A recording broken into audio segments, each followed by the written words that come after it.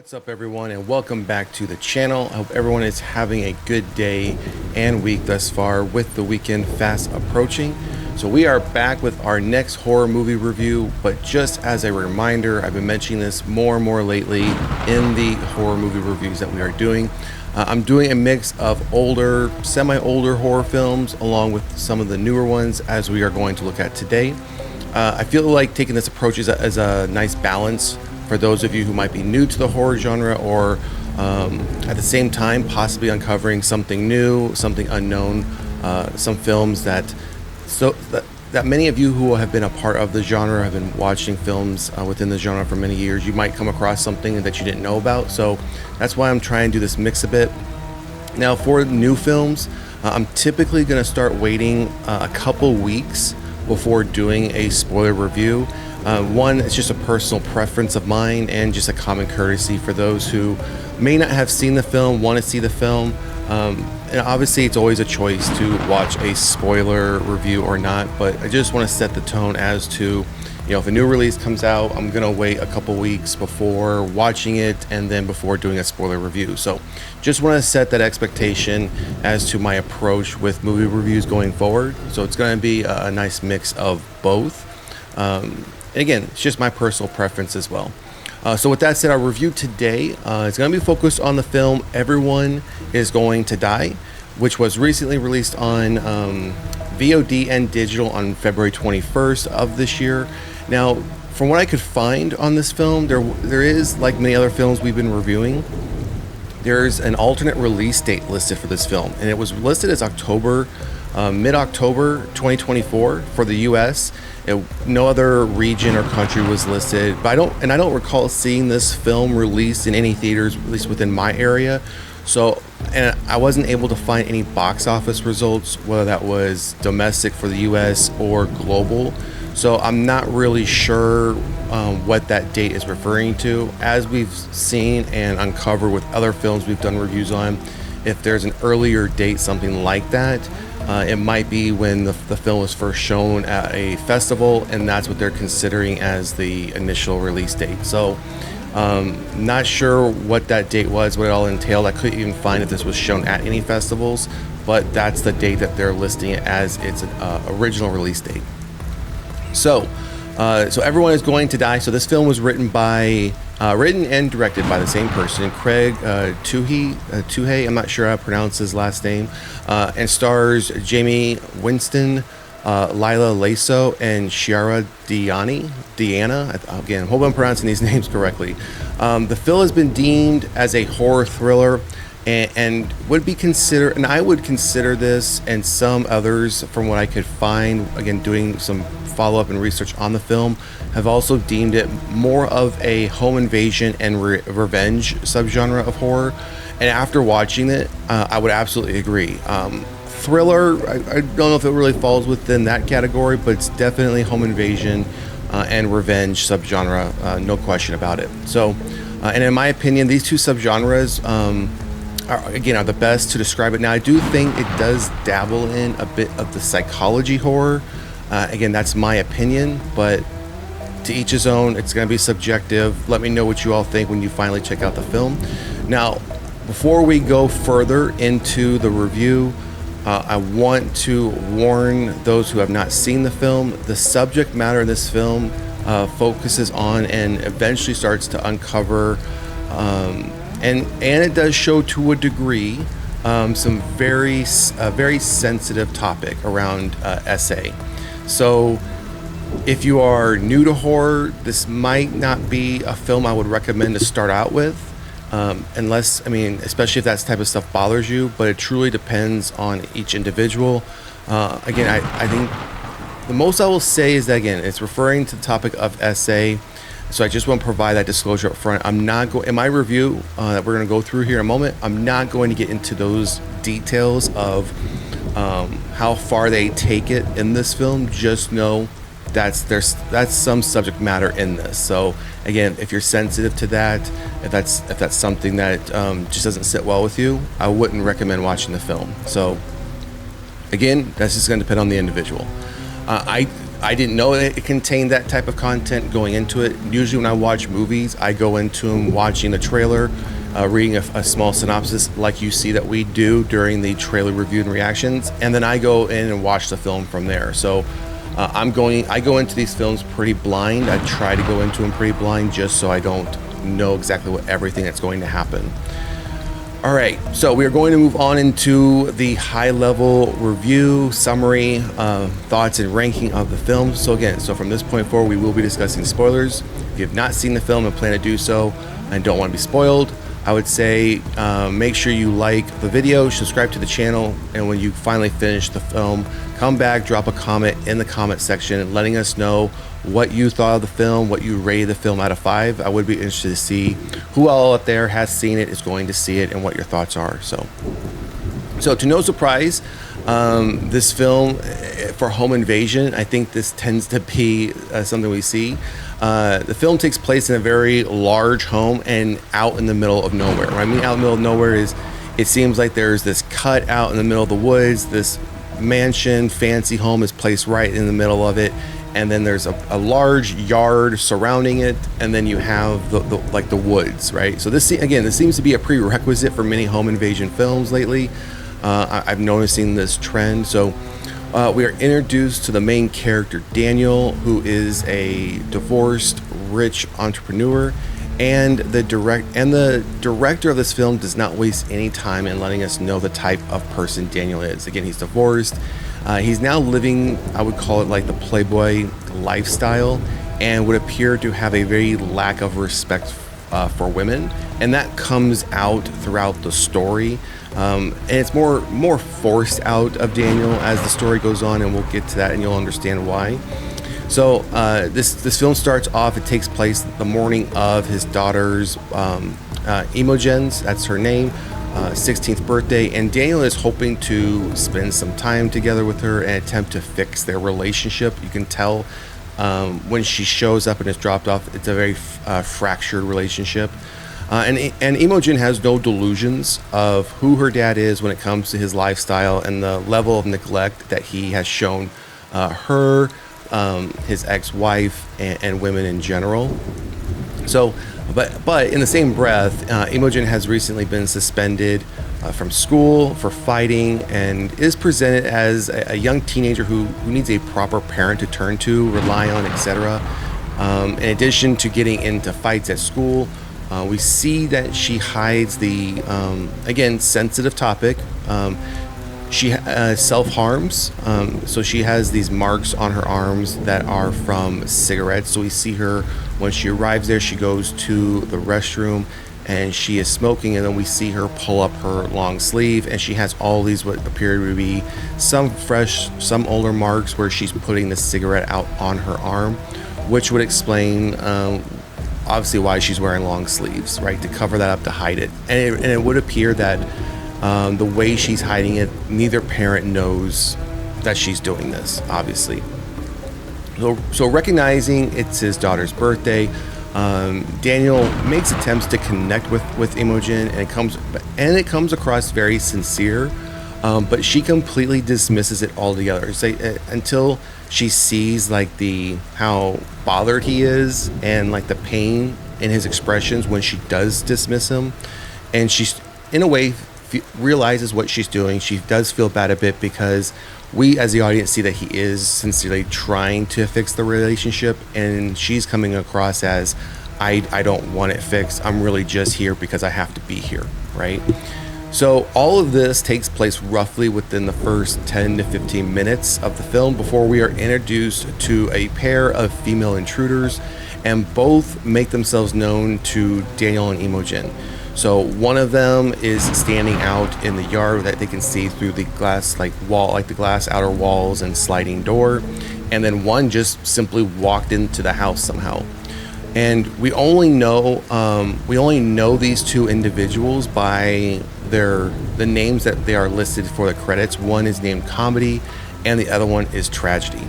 So they're both initially wearing masks similar to the one that we see here. And the one that's wearing the mask on the screen here, this is the Tragedy. This is Tragedy, the character. So until comedy takes off her mask and explains that they are simply there for the birthday party, while armed, tragedy is carrying around a shotgun. Comedy is carrying the shotgun, and tragedy, for some reason, we don't understand why until much later in the film, why she's carrying around a pair of scissors and mysteriously just like twirling them around in her hand, constantly pointing at Daniel and Imogen with them. Again, it's a very odd choice, I guess, so to speak, when one shows up with a shotgun, the other one's just rolling with a small pair of scissors. The film takes a shift now where comedy and tragedy force the two to perform various vulgar actions and games, which are used to uncover the real reason why they are even there and why they have specifically targeted Daniel. So this isn't just I think what we come to find out in other home invasion films, they're not just picking this house just to pick this one house, right? There's a purpose and reason why Daniel has been targeted. So during these games and discovering the truth is where the subject matter can be very sensitive for many. So that's what I was talking about earlier when it refers to SA. That's where we start to that's where the story is leading us to.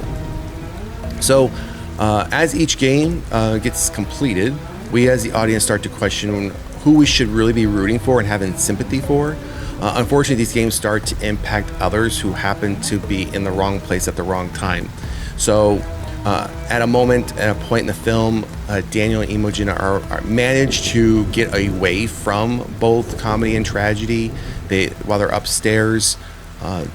This was right when comedy had requested Daniel to transfer $1 million to a unknown account. Okay, so he does that, and then after some brief back and forth, Daniel manages to hit tragedy and push comedy back, escape, run down the hallway, and then there's this pull string to get up into the attic where this ladder comes down. Imogen manages to get up there, and then Daniel stays behind to really keep the two occupied. But while Imogen is up there, she notices something. She notices like someone's been sleeping up there. There's all these paper clippings, old paper clippings of this old case. And then come to find out that these two women didn't just show up randomly at this house. They've been actually up in the attic for days without Daniel even knowing. So back to as far as people in the wrong place at the wrong time. So one of Daniel's girlfriends happens to show up at the house wanting to talk to Daniel about their relationship and about what's going on. Obviously not knowing that everything that's happening is happening. Tragedy gets her to come up the stairs, and while they've been trying to talk Imogen back down. So right then and there, Tragedy retires Daniel's girlfriend right in front of him with the shotgun. So again, wrong place, wrong time. Obviously, Imogen hears this and eventually is convinced by Tragedy to come downstairs, and that's where she lets Daniel know, hey, they've been here a while. Another individual that we see happen to be in the wrong place at the wrong time is Daniel's business partner. He's called and left messages for Daniel. We hear these messages because it's like an old school answering machine. If you know what those are, when someone call you, it was almost like a loudspeaker. You'd hear what whoever was talking, what the message was.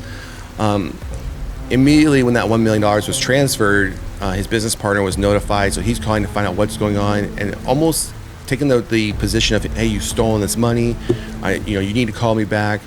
Eventually his business partner shows up at the house because Daniel hasn't been responding to him, and he breaks in through the window, comes in and is looking for Daniel, and is only then met with Tragedy with the shotgun, and then he is retired as well.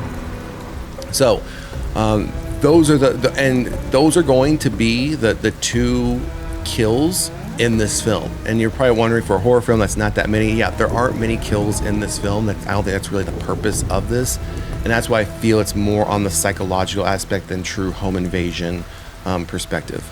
So as comedy explains that there is one more game to be played, and Daniel has to follow every demand, or they're going to retire Imogen. So they put Imogen in a chair with a firearm on her to understand the gravity of the situation. So this is where Daniel's past now has come back to him. This is where we start to find out the true nature of why they are there and why they've been having Daniel do a lot of the games and things that they've forced him to do. So we find out during this sequence who Tragedy is, and most importantly, who Comedy is. Right before this takes place, Daniel's ex-wife calls and leaves a message as well, asking why she was sent $1 million, and it pretty much advises him this doesn't do anything to fix what has happened between them, doesn't do anything to fix the relationship between Daniel and Imogen. So once it's discovered who these two intruders are, Imogen makes I think, in my opinion, a surprising decision once it comes out who these two individuals are. So that brings us to the end, pretty much to the end of the film. Once Imogen makes that decision, there's probably a little 2 or 3 more lines of dialogue, and the film ends. So the film took us. I'm not sure if I want to fully spoil this, and maybe we'll just spoil it because this is a spoiler review. So during this last game that Daniel is playing, he's meant to reenact a previous event that took place in his past. And this is where obviously Tragedy has taken off her mask, and there was a situation when she was younger, when she was 16. Her and Daniel had an encounter. So you can imagine where I'm going with this.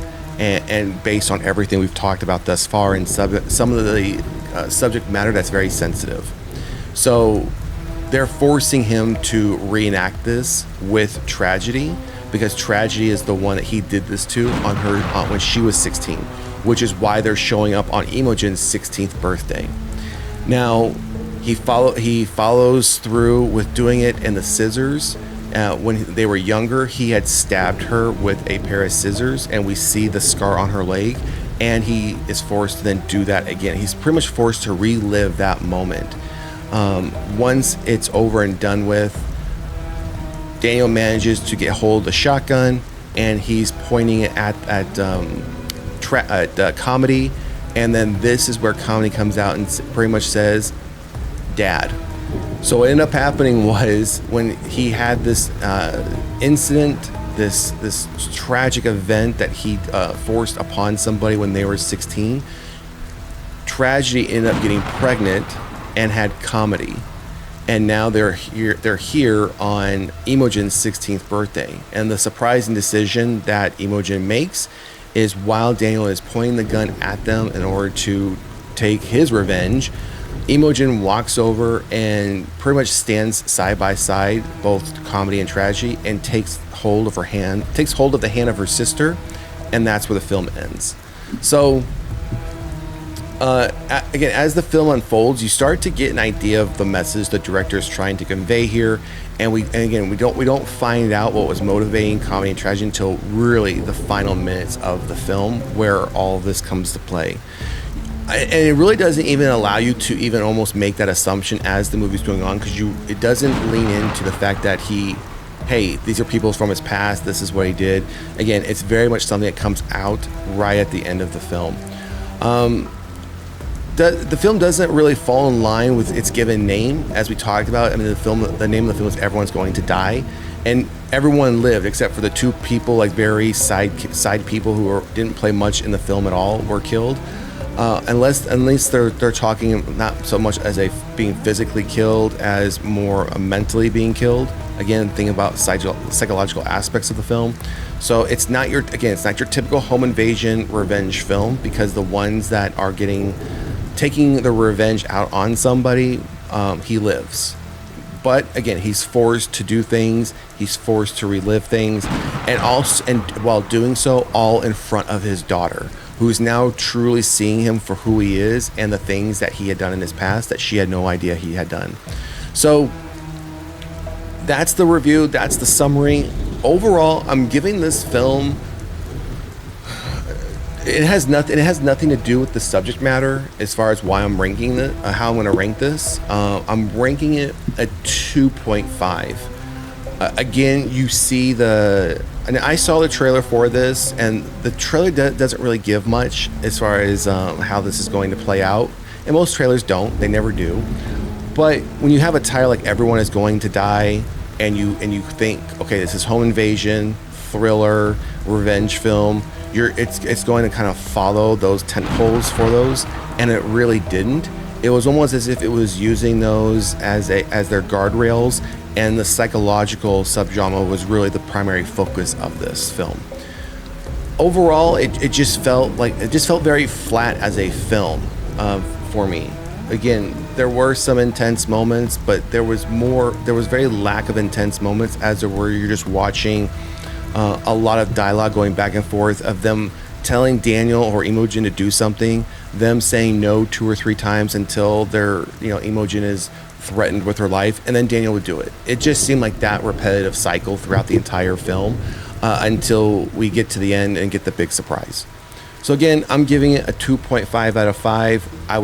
Again, if you're not sensitive to the subject matter of self-harm or SA, I would say watch the film for yourself, make your own determination. Again, it's not your typical home invasion or revenge film, even though it is deemed that. So again, for me, 2.5 out of 5. And as I normally would say, is this a film I will go back and rewatch again? No, I won't go back and rewatch this film again. I don't have any need to. It's not a film that, for me, has any rewatch value whatsoever. I did like the fact that, again, they waited. They didn't. Not that I liked it, but you didn't know you didn't find out what was really happening until the end. It wasn't like something you could figure out, oh, within 5 minutes you know who the killer is, right? It wasn't anything like that. So anyways, that's going to do it for my review and summary of the film Everyone Is Going to Die. Again, giving it a 2.5 out of 5. If you have seen the film, drop a comment in the comment section. Let me know what you thought. Let me know what your score was. If you haven't seen the film, you've been spoiled, obviously, but still go watch it for yourself. I would say that if you're not sensitive to those topics, watch it for yourself, make your own determination. I always feel that things are very subjective, so you may rank it higher or you may rank it lower. And if you do, either way, come back in the comment section and let us know. Otherwise, make sure to like, share, and subscribe to the channel, and we will see you at the next one. Peace.